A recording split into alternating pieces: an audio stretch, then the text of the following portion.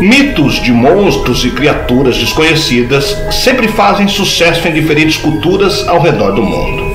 O fato de poucas pessoas terem batido de frente de tais figuras, se é que esse encontro já aconteceu algum dia, não impede com que histórias curiosas se perpetuem entre gerações. Seja em um lago escocês ou até mesmo em regiões inóspitas do Canadá e Estados Unidos, esses contos até hoje reúnem pessoas que juram de pé juntos que esses animais realmente existam, independente do tempo em que elas viveram ou foram flagradas pela primeira vez. Por aqui as coisas não são diferentes e essas lendas urbanas, ainda hoje, continuam mexendo com o imaginário popular, visto que nem mesmo especialistas conseguem provar grande parte delas, como é o caso do enigmático chupacabra. Em meados dos anos 1990, fazendeiros relataram que seus animais estavam sendo mortos com furos perto do pescoço. Foi o suficiente para popularizar uma das lendas mais famosas do país. Eu sou o Sidney Góes e você está no Placebo. Vem comigo, que no caminho eu te explico.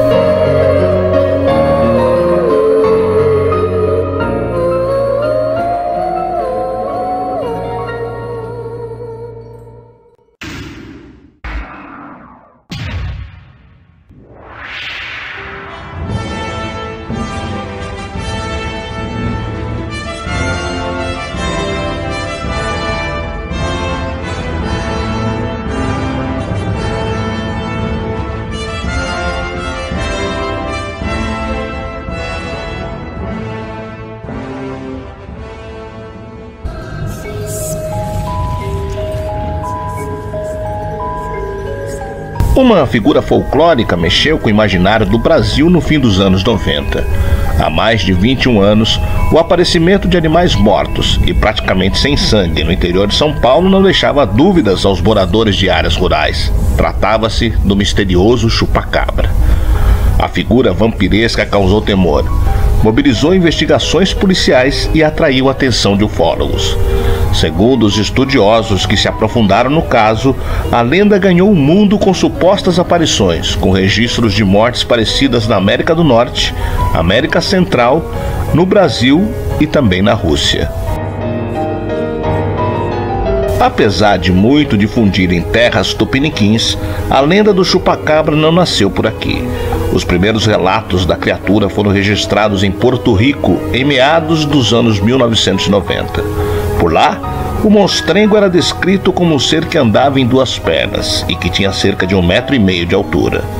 Além disso, sua figura também era conhecida por ter olhos grandes e aterrorizantes, longas garras e espinhos nas costas. O bicho, de acordo com relatos de testemunhas, matava animais de criação e chupava todo o seu sangue. Assim, o nome dado a ele faz todo sentido.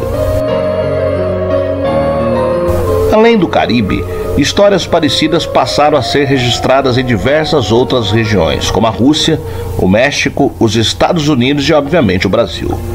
O Grupo de Estudos e Pesquisas Ufológicas de Sorocaba, GEPUS, é formado por algumas das pessoas que viveram o ápice de uma época de reportagens com trilhas sonoras e com depoimentos de donos de animais supostamente dilacerados pelo chupacabra. De acordo com o estudo, feito em conjunto com ufólogos de Curitiba, as cidades em São Paulo que sofreram possíveis ataques do bicho foram São Roque, Araçoiaba da Serra, Ribeirão Preto, Sorocaba e Pereiras. Segundo os relatos, os monstros agiam no período noturno em áreas rurais. A teoria mais plausível para os donos de propriedades rurais, usada para explicar a mortandade dos animais, era a existência do suposto chupacabra, conforme as reportagens da época. As cenas eram praticamente as mesmas: galinhas, cabras, cavalos e bois mortos. No entanto, todos estavam praticamente sem sangue. Escureceu, tem que fechar as portas. A única coisa que vimos foram os frangos estraçalhados lá pelo fundo, com barriga cortada e sem os pés, contou o dono de 30 galinhas mutiladas em Araçoiaba da Serra em uma reportagem da época. Em outro ponto da mesma cidade, o chupacabra virou caso de polícia. Apenas um morador afirmou tê-lo visto em uma estrada de terra. O ajudante de pedreiro alegou que o animal correu pelo mato até pular em cima do capô do carro. O rapaz descreveu a figura com altura média de 1,60 m e corpo peludo. Em outra fazenda na mesma cidade, o caseiro encontrou uma vaca morta e também sem sangue. O homem disse na ocasião que morava perto do local e não ouviu nenhum barulho durante a madrugada.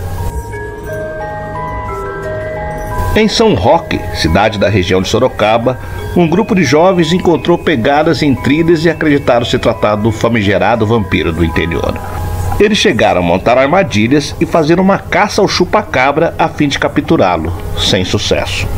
Já em Ribeirão Preto, 23 cabras mortas foram encontradas com furos nos pescoços. Está esquisito, está atacando só na base da orelha, uma ou duas vezes. O mais estranho é que são só as fêmeas, explicou um fazendeiro. Em outra propriedade da região, 11 ovelhas foram atacadas e uma morreu com um furo no pescoço. O animal foi analisado por um veterinário e os resultados dos exames apontaram que o ataque teria sido feito por um cão. Mas o dono da propriedade questionou o laudo, porque toda a área era cercada por tela. E mais uma vez não havia grande quantidade de sangue. Uma veterinária contou que acreditava que uma pessoa matava os animais e drenava o sangue para cultos. Mas os religiosos negaram a autoria. Os especialistas questionaram a teoria de que os ataques atribuídos ao chupa-cabra foram de animais silvestres. Se eram animais selvagens, por que pararam de atacar? Só entre 1999 e 2000 que atacariam? É para se pensar. Os veterinários não identificavam sangue e os bichos estavam secos. Mesmo mais de 21 anos depois da lenda que se espalhou pelo país, ufólogos ainda não têm uma opinião definitiva sobre o que causou a mortandade dos animais. Porém, nos últimos anos há registros de situações parecidas com os que ocorreram aqui, só que no Chile. Após mais de 2 décadas, os casos mexem com o imaginário dos mais curiosos, que viralizaram a lenda urbana ao redor do Brasil.